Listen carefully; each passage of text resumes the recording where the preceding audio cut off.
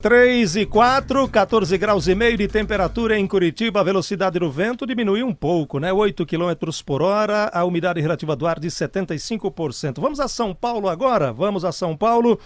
Vamos conversar. Hoje tem lançamento de um livro do historiador e professor Leandro Carnal, que está conosco. Lança o livro O Mundo Como Eu Vejo. Tudo bem, professor? Boa tarde. Boa tarde, tudo bem? Um grande alô para todos os ouvintes da Rádio Difusora. Um abraço para o senhor, prazer recebê-lo aqui nesse dia especial. Aliás, mais um dia muito especial, todos são especiais, mas esse é em especial mesmo, porque é mais um lançamento, né, professor? Sim, é um livro que reúne as melhores crônicas que eu escrevi para o jornal Estadão, agora agrupadas por temas. Então, na prática, são os textos mais pensados, os textos que eu fiz com maior reflexão, cada um deles, e apresenta esse panorama geral para religiões, comportamento, para relações pais e filhos, educação, o mundo como eu vejo. Um título inspirado em uma obra do Einstein, que escreveu algo similar, e para pensar exatamente uma maneira de ver o mundo, um mundo tão multifacetado, tão cheio de experiências, tão rápido na transformação, que surpreende a todos. São textos que mostram o meu olhar de professor, de intelectual sobre este mundo. Professor, historiador, professor da Universidade Estadual de Campinas, especializado em História da América. Como é que está observando esse mundo? Qual é o mundo que o senhor está vendo agora, professor? É um mundo que a minha geração sofre um pouco mais, eu tenho 55 anos, porque nós fomos preparados para um mundo que não ocorreu. Ou seja, fomos preparados para um mundo onde a tecnologia não era definidora de tudo. Fomos preparados para a repetição de conhecimento, e o mundo hoje é de aprendizado. As gerações X, Y, Z e agora mais recente Alfa estão mais adaptados a esse mundo. Há muito tempo Humberto Eco dizia que o mundo sempre tem apocalípticos, aqueles que vão achar que o mundo está acabando, que a técnica está destruindo tudo, e os integrados, aqueles felizes com cada novo lançamento tecnológico. Eu sou não tão apocalíptico e absolutamente não sou tão integrado. Então eu consigo olhar todas as coisas muito boas. É muito melhor escrever num computador do que numa máquina de escrever. É muito melhor ter um celular que lhe dá acesso a informações. E, ao mesmo tempo, não tendo nascido com essas tecnologias, eu olho essas transformações com um pouquinho mais de isolamento, um pouquinho mais de afastamento. Mas a minha geração sofre um pouco nessa adaptação a estes tempos rápidos, dinâmicos e muito, muito diferentes daqueles que nos formaram. Professor, como é que a gente alcança, né? Nós fazemos parte da mesma geração, como é que a gente alcança esse equilíbrio para viver nesse mundo tão tecnológico, hein? Qual é o segredo? Eu acredito que nós podemos dizer, inclusive aos mais jovens, que a tecnologia facilita, ela é muito boa, que bom que as pessoas usam, mas a tecnologia não é a essência da vida. A tecnologia facilita a vida, ela não é a vida. Nós podemos dizer que a comunicação fica mais rápida, mas a verdadeira comunicação é pessoalmente, olho no olho, com afeto e até com presença corporal. Nós podemos ajudar as pessoas totalmente diluídas nessa tecnologia a ter um pouquinho mais de afastamento, um pouquinho mais de senso crítico em relação a essas coisas e pensarem que poder conversar com todo mundo de forma virtual pode ser, por exemplo, um exercício sofisticado de solidão acompanhada, de uma solidão através de aparelhos. Então, ouvindo aos mais jovens que têm outra percepção, ouvindo aos mais jovens sua percepção de política, de tecnologia, de educação, a gente pode crescer muito, mas também nós podemos ensinar alguma coisa. Repetindo o que eu digo em palestras, nem tudo que é novo é bom, nem tudo que é velho é ruim. Tem que ter sabedoria para distinguir essas coisas. Já vou voltar a falar do livro aqui, deixa eu só explorá-lo um pouco sobre essa geração nossa. Nos prometeram algo que não nos entregaram agora, professor? Nós somos uma geração um pouco frustrada por algumas coisas, não? Em vários sentidos, sim, porque nós viemos na formação de pais nascidos durante a Segunda Guerra ou anterior, a geração dos que construíram. Essa geração, por exemplo, exercia autoridade sem duvidar, tinha princípios muito claros.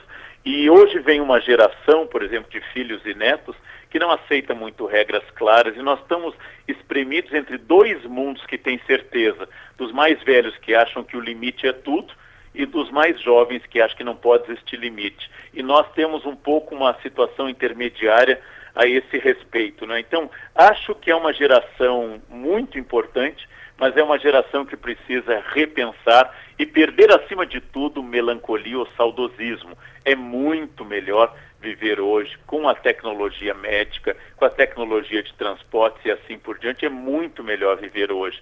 E, naturalmente, temos que preservar aquilo que são valores substantivos e não adjetivos. Eu acho muito importante que as fábricas, que as escolas, que as empresas, que os meios de comunicação tenham baby boomers como nós, tenham X, Y, Z, porque o público é assim. E se eu enfatizar apenas uma geração, meu consumidor, meu ouvinte, meu aluno vai ficar perdido. É bom que haja essa variedade. Eu faço parte dessa ideia de tolerância ativa, que a diferença nos enriquece. A diferença traz uma visão distinta que nos torna melhores do que a unidade. Todo projeto de unidade absoluta é sempre fascista. Sem dúvida. Professor, o mundo que eu vejo, lançamento daqui a pouco às 7 da noite, aí em São Paulo, na Livraria Cultura. Demais lugares pelo Brasil, por exemplo, Curitiba, será premiada também? Não? Está na agenda? No meu escritório eu sou o marido, eu sou o último a saber. Então, as pessoas me apresentam a agenda da semana para eu não entrar em colapso. Então, eu sei que tem hoje em São Paulo, mas certamente como uma das grandes capitais do Brasil, será um prazer que contemple Curitiba, cidade onde eu morei um ano na década de 80 e eu volto com muita frequência e com muito prazer a Curitiba. O senhor é de São Leopoldo, né? Eu nasci no Rio Grande do Sul, em São Leopoldo, estou há 31 anos em São Paulo e em 1980 para 81 eu morei em Curitiba estudando com os jesuítas. Que bom. E o mundo que eu vejo fala mais, tem textos mais sobre família, fé, política. Há uma mistura geral. Há uma mistura que eu dividi em vários setores, questões de comunicação, questões geracionais, questões religiosas, questões de objetivos tecnológicos, tudo está presente, porque eu escrevo textos, ora sobre o cotidiano, ora sobre grandes fatos históricos. A tentativa é lançar esse olhar tanto sobre o micro como o macro, que seja um olhar crítico e, acima de tudo, é a tônica de tudo aquilo que eu escrevo, de tudo aquilo que eu falo. Quem pensa diferente de mim não é meu inimigo. Quem tem outra ideia não me combate, apenas mostra que eu não sou o centro do universo. Que nesse Brasil polarizado está na hora da gente ouvir e falar com calma. É isso que está fazendo muita falta nesse ano eleitoral, ouvir acima de tudo. A propósito, a última pergunta para liberá-lo. Esse momento do Brasil, nós estamos um pouco atordoados, estamos parecendo aquele pugilista que recebe um cruzado de direita sem saber mais ou menos o que fazer no ringue. É isso? Como é que o senhor vê a sociedade brasileira agora, professor? Sem sombra de dúvida, a nossa polarização política e o fato de que as propostas e os candidatos estão muito atomizados, muito estilhaçados, não há ninguém que represente uma unanimidade ou sequer uma maioria absoluta, faz com que a gente esteja meio a nocaute. Mas eu queria lembrar que eleitores perdidos, desiludidos, sem esperança, servem sempre ao político corrupto. Quando eu digo eu não me interesso por política, eu estou dando absoluta chave total, eu estou dando carta branca para o político corrupto. Então, por menos que eu esteja entusiasmado, é preciso escolher com tranquilidade seu candidato livremente, é um privilégio da democracia, votar em quem eu acho menos ruim, exatamente como deve ser na democracia. E uma vez eleito um candidato, sempre manter o senso crítico, cobrar que cumpra o programa. Como nós temos candidatos de extrema direita, extrema esquerda e de centro, é impossível que não tenha alguém identificado com o seu mundo.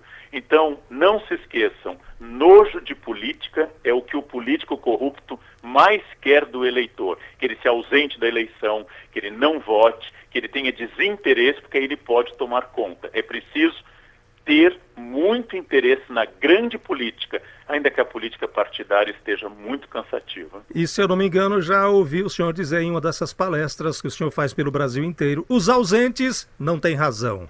Os ausentes nunca têm razão, seja no condomínio ou no sistema eleitoral.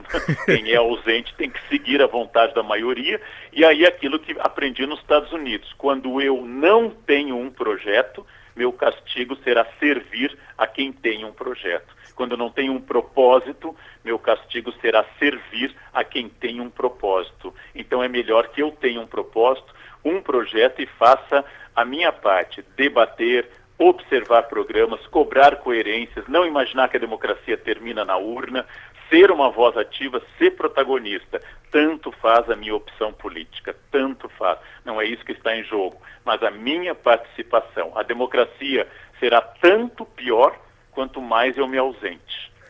Muito bem, professor Leandro Carnal, muito obrigado por atender a Rádio Difusora, sucesso e boa tarde. Eu é que agradeço, uma grande tarde para os ouvintes da Difusora, até logo. Até logo. Leandro Carnal lançando o livro hoje, O Mundo Como Eu Vejo, historiador, professor da USP, aliás, da USP não, da Unicamp, né? Unicamp é a Universidade de Campinas, especializado em História da América e lançando hoje o livro O Mundo Como Eu Vejo. São 3 horas 15 minutos aqui, Difusora.